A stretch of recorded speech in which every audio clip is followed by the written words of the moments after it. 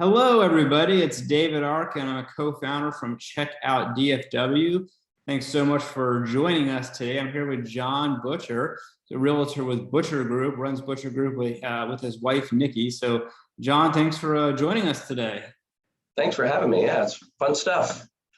Great. So today we're going to be talking about new construction. It's a topic on a lot of people's minds as they're trying to figure out where to move in the DFW area and if they can actually get a new construction home. And John has a lot of experience with that, so we're looking forward to talking with him about that today. John is one of our verified experts. These are experts that we have met and vetted and ensured that they really know what they're doing and talking about based on their experience and their knowledge of the market. And we work with experts to help answer questions that readers have. And this topic about new construction has come up from many different readers wondering about how they can get into new construction and what is actually happening, within that space. So really looking forward to talking to John about this topic today. And I think we're just going to go ahead and jump right in. So John, to begin with, just tell us a little bit about today, what's happening, set the table for us about what's happening with new construction in the market.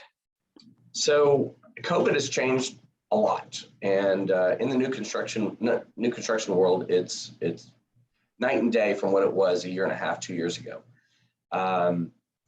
The cost of materials has skyrocketed.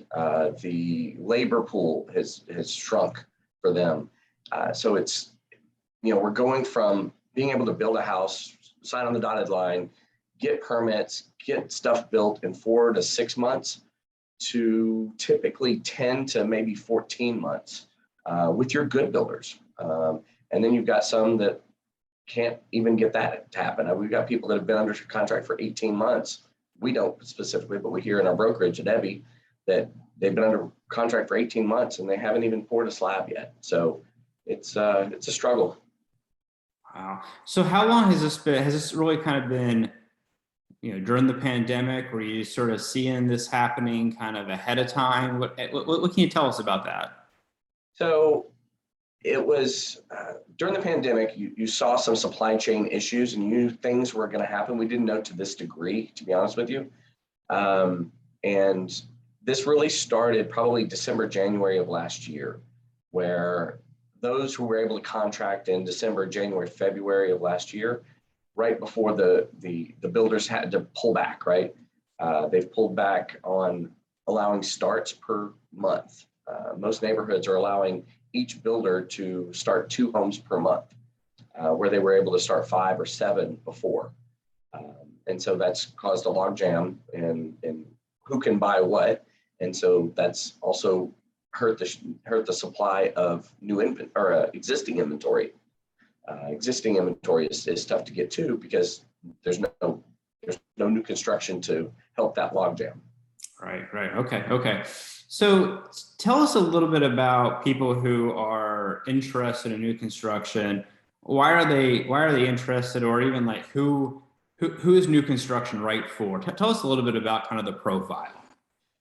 So profile is up and down the board for, it doesn't matter, any sect of age groups, newer couples, if they're just married or they're starting a family, they kind of want to get to where they know that they'll have schools that are going to be competitive and good for their kids, right? But it's also for right sizers, right? People who have left for college, kids have left for college, or they want to be closer to their grandkids. New construction is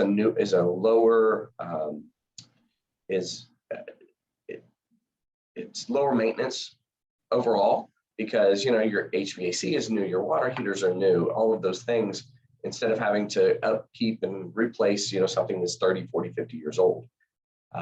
So all over the board, unless you love big trees and you love, the poetic, setting, things like that, new construction is for you. Okay, that makes sense. So what's the process like for somebody who is thinking about getting into new construction? You talked a little bit about like the amount of time, but can you walk through, how the whole thing works from deciding where you want to move, how you pick the house, how land works? Can you just walk us through how that all process goes? Yeah, I'll do my best here. First off is identifying what the needs are, right? Do we need good schools? Do we need to be close to something?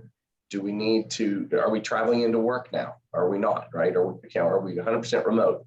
For 100% remote, you can go to Sherman, Texas, and, you can just, live in a smaller town and there's new construction up there. But if you need to be closer, then you need to be in Frisco or Prosper, right? So that you can get downtown or to wherever your office is. Commute time matters. So we got to identify what those needs are for these buyers. And once we do that, we settle on, okay, what's their personality type, right? There are neighborhoods that are, quiet and subdued and, just easy living, right? You come in, you don't want to be too neighborly. You just kind of want to sit in your own spot. But then there's other ones that is very, very social neighborhood. So again, we're going to match personalities. We're like matchmakers, for husbands and wives, but we're doing that for families and houses, right? And so we know what they need. We need to know their budget, and then we take them to the best builders we possibly can that fit their budget. Okay, that's great. So, my family bought a new construction home, I don't know, a little less than a decade ago, and I can't imagine trying to do that without a realtor.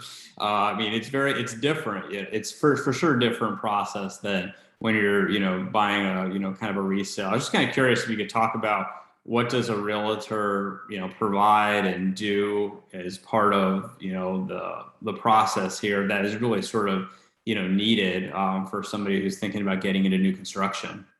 Absolutely, and great question. In this world, you can YouTube anything. You can YouTube how to build something, how to buy something, how to do something. And you know what? You can negotiate, you can do all of those things yourself. But for us, a realtor's worth their weight in gold, a good one. We have connections that can find the hidden inventory, the non-listed inventory. We've built relationships with a lot of these builders and sales counselors where we're on the first call when something pops up. So that makes it easier. But we are relational. We want to be there for every design, every walkthrough, every electrical meeting, every sheetrock meeting, because we see this every day. So we know that you're going to want a plug over here. We know that you're going to want a Smurf tube for your TVs in this spot instead of this spot. We know that, design-wise, that looks pretty right here, but if you put this on a big wall, it's not going to be as pretty. So we pride ourselves on helping save them money at design and those kinds of things, as well as being able to find them that hidden inventory. We're on first call list by so many of our friends in the business that are sales counselors. Hey, I've got a bust out. These people aren't closing. It's a February move in. Who do you have, right? Well, the general public's not going to hear that or see that. And we do this at no cost to the buyer, right? The builder pays us. So there's no reason not to use a good realtor. Gotcha. Yep. So I remember when we did that home, the new construction, the mortgage process was a little bit different too. There were deals that, if we kind of went with, their preferred, provider, we would kind of get more. Are there things that somebody should know that's different in terms of like the financial part of this, where, whether it's kind of, can you negotiate, with new construction at all? Maybe you could before, can you now? Or are there just things sort of in general that somebody should sort of expect to be different? So yes, before it was, so the base price of a home is typically set, right? There's no negotiation off the base price of a home in most cases. Reason being is these builders are in the business of making sure their neighborhood stays stable and prices continue to increase so that equity is built for their homeowners. And so the mortgage process totally separate. Yes, they offer some incentives sometimes. Sometimes it's minimal, right? Hey, $2,000 here or $3,000 here. And all mortgage people can match that, right? But sometimes it's $10,000, $15,000 where it's really worth it to use that in-house provider. For us, again, the negotiation comes back to, all right, design center money, right? Okay, so we build, we design. Hey, we want this, but not this. Hey, will you will the builder help give us some cash towards that?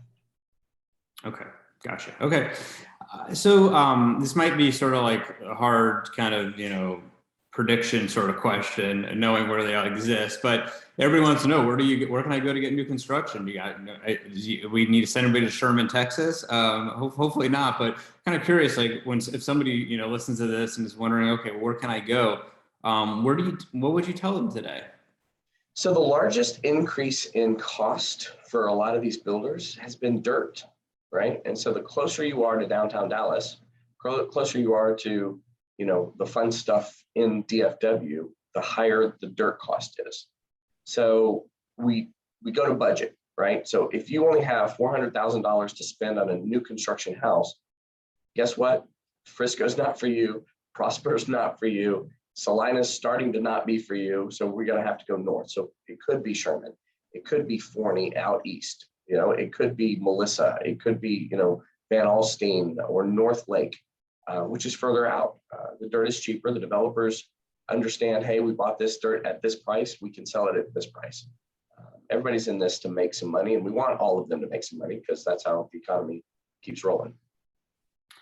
But that makes sense. But really the answer here, the solution, what people need to know is there are opportunities. I mean, you just hear so much on social media about, I can't, I'm a millionth in line to be able to kind of get a home, but it sounds like a lot of that might be determined by location, and that there are opportunities based on where you're willing to go. Is that sort of right? Absolutely correct. And, social media, everybody's got an opinion, doesn't make it fact, Yeah. So we've learned that through all of the elections the last few years, right? Yeah, yeah, for sure. Okay, well, awesome. Anything else you want to add about sort of new construction or what you all, do with new construction? Anything else you want to sort of, throw out there?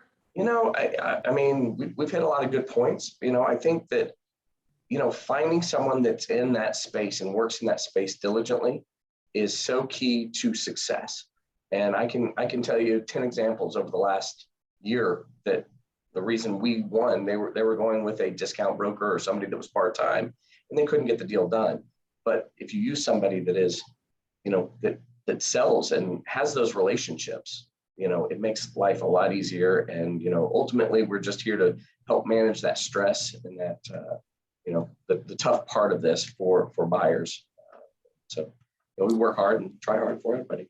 It's awesome. It's awesome. Well, there's been a lot of just terrific information in this video that you provided. I mean, I learned a lot of things. I think some of the things around what you should expect if you want to do new construction, where you can get it, was really terrific information. So I want to thank you for your time today. And this content is available on the checkoutdfw.com site. Check out dfw.com/helpful DFW, where you can find John's content. His profile is all there. He's also profiled on our Frisco page because he's an expert in Frisco. So we do recommendation stories where people might wonder who should they use for home service, or they're interested in a thing to do in town.